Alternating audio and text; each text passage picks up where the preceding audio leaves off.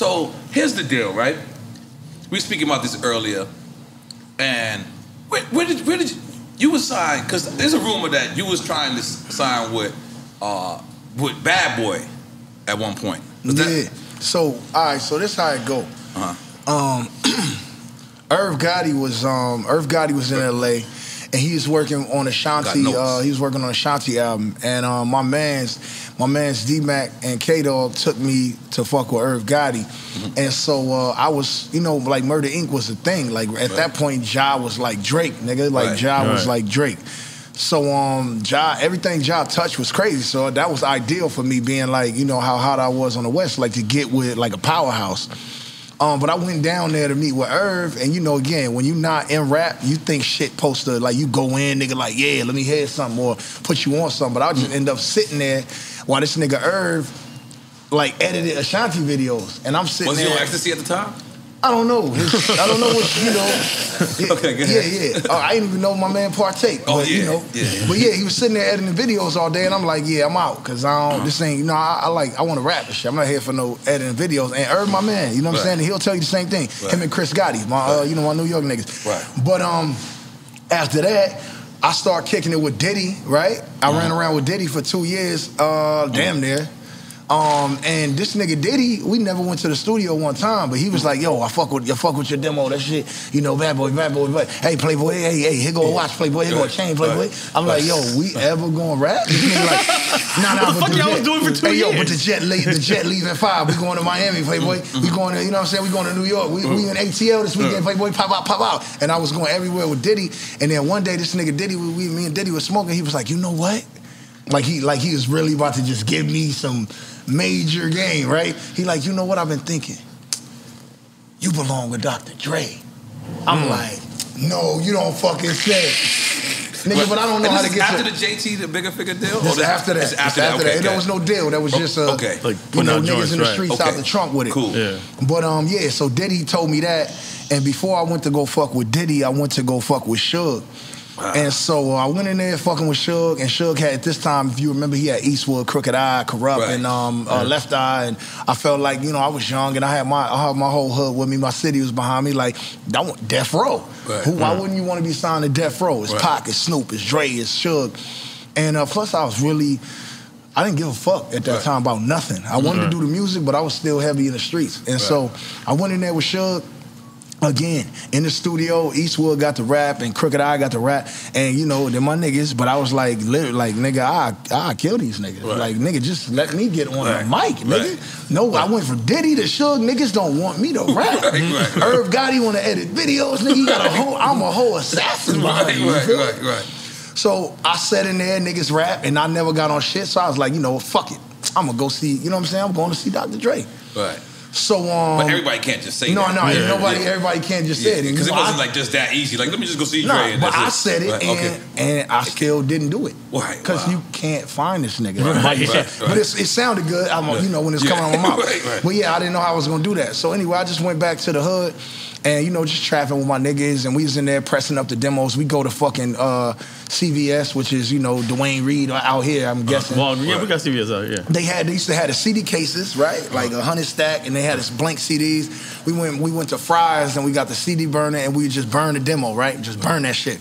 And everybody that came to the spot for, for some crack, or, a little, half or whatever, or, some weed, like, we would just give them the demo.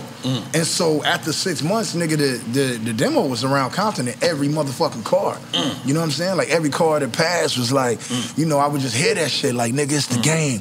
Mr. Tinted Windows with your brain. Since a young and up and coming, all I did was cop cane. Ain't trying to change the game, nigga, I still cop cane. I ain't moved out the hood, still stay where the cops came. So it was like, that was the first joint on my demo. So that shit was just in every motherfucking car. And one day, this nigga named Mike Lynn, right? This was Dre's right-hand man at the time. He pulled up on my block, and he rolled down the window. Niggas in a hard-ass black Cedar Benz. Block? What's it called? He put a Cedar Block, yeah. Okay. It's Brazil and Wilmington, but it's like, that's our hood is Cedar Block. Okay. And yeah, so he pulled up in a murdered out Benz. He rolled a window down, and like, it's a cul-de-sac. It's 1, 2, 3, 4, 5. It's 6 houses on the street only, and it's the end of the corner. So if you come in, that's it. You don't get out unless we say you get out. Yeah, we call that a dead end. Yeah. We call it a dead end too. Okay, all right, cool. Yeah. All right, cool. So he came on the block. Of course, he can't get out now. And my niggas, once you enter the block, niggas close the block at the front. Cause I got 2 niggas on this side of the street by the corner store, and I got a nigga right here on the gate. Everybody is, holding. So once you enter the block, niggas close it in. Then one nigga come, out the gate and want to see what the business is. You know what I'm saying? We ain't turning away no business, and we ain't going for no bullshit. So he rolled down the window. My nigga draw the gun on. Who you here for, blood? And he like, yeah, Dr. Dre told me to come get game. So my nigga didn't even tell me, bro. He just was like, nigga, get the fuck out of here. No Dr. Dre coming, nigga. You know what I'm saying? So old boy leave. And then, a few, maybe a month or 2 later, he came back, same guy. I never even knew he came the first time. Second time, niggas come in. Like this nigga out there in the Benz saying Dr. Dre, he told them that Dr. Dre sent him back, and Dr. Dre said, look, bring the game to the studio, and I don't care what you got to do. Bring the guy. I want the game to come to the studio. So so this nigga came back, and my nigga came in the house. He like, yo, this goofy nigga came a month ago talking about Dr. Dre. He here again. So he told me like, yo, he said Dr. Dre wants you in the studio. And you like, nigga, what the fuck? I'm like, nigga, what? Nigga, you told the nigga to leave? Your word. So I pulled out a gun on him? Yeah, at this point, at the end, pulled out a gun on him. But that was what it was. That was how we structured our block. That's how a nigga alive today, because we wasn't having it. So I talked to my brother, who was like the oracle at that time. Like, if anybody know this word, if you don't know it, Google oracle, and you'll see that this nigga is at the top of the food chain. Niggas go to him for ask everything before you do it, because the nigga's smart, right? So I asked my brother, what you think? He like, we go down there. So, we got in the whips, and we went down to, and I just finished whipping the, I'm like, my t-shirt was crack stains. You could ask Dre, ask any of them niggas. I came in looking like off the block. And so we pulled up there, and I walked in. This nigga Dre was playing my demo. As you walking in, for a room full of bitches. I only seen these type of bitches in Jay-Z videos. So in Compton, we don't really, you know what I'm saying? And not to shit on nobody, but we don't got them kind. You know what I'm saying? So I walk in the studio, they playing, motherfucker, it's the game, Mr. Same shit. And then he like, you game? And I'm like, I'm trying like not to be like hella fanned out and shit.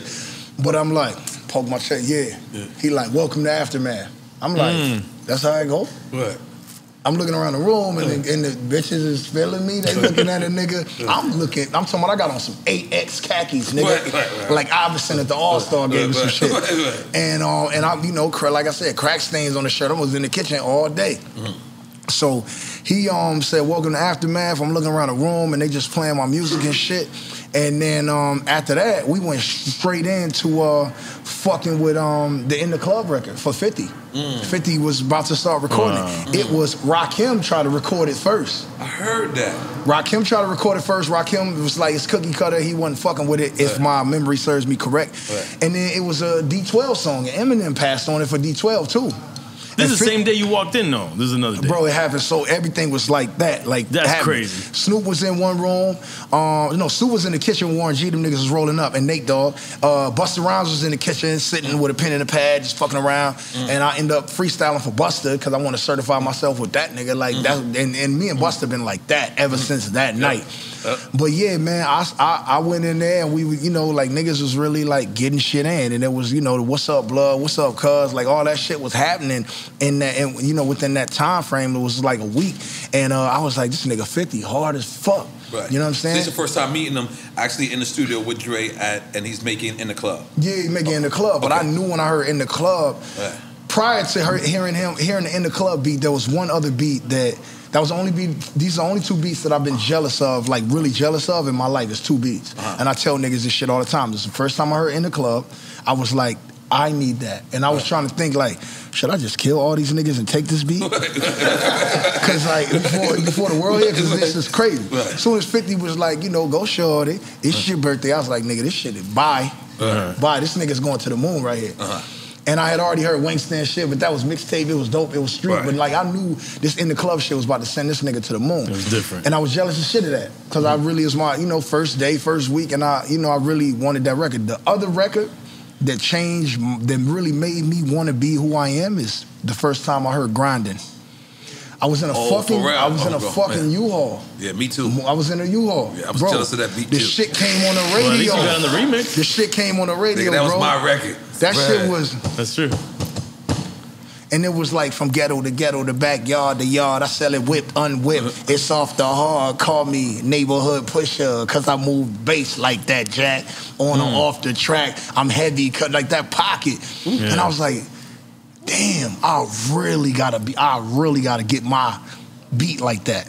So fast forward, nigga, Dre walked to a meeting in the studio and I was going through his beats and shit, like without him knowing. I just did I just did what the fuck I want. I did what the fuck I want on Aftermath. I'm going through some beats and this nigga, I put up How We Do. And Dre came back in, it was playing, he was like, nah, we ain't fucking with this. I did this like 10 years ago. I ain't fucking with it. I was like, this hard as fuck. Right. And I was like, look what I got. Like, let me show you what I got. And I was like, Fresh Light, Impala, you know what I'm saying? And then he was like, yeah, record it. So I went in there and freestyled that shit. I didn't write shit, I didn't do shit. Right. All that shit was freestyle. Then the shit was so hard, 50 came in and was like, I'm getting on this shit. Right. 50 got on it, and then at that moment, I was like, all right, it's official. Right. Like, I'm about to be one of them niggas. This shit sound too good. Right. It sound like it's in the club vein. So after that, yeah, I knew it was on, man. But that's my little Aftermath story.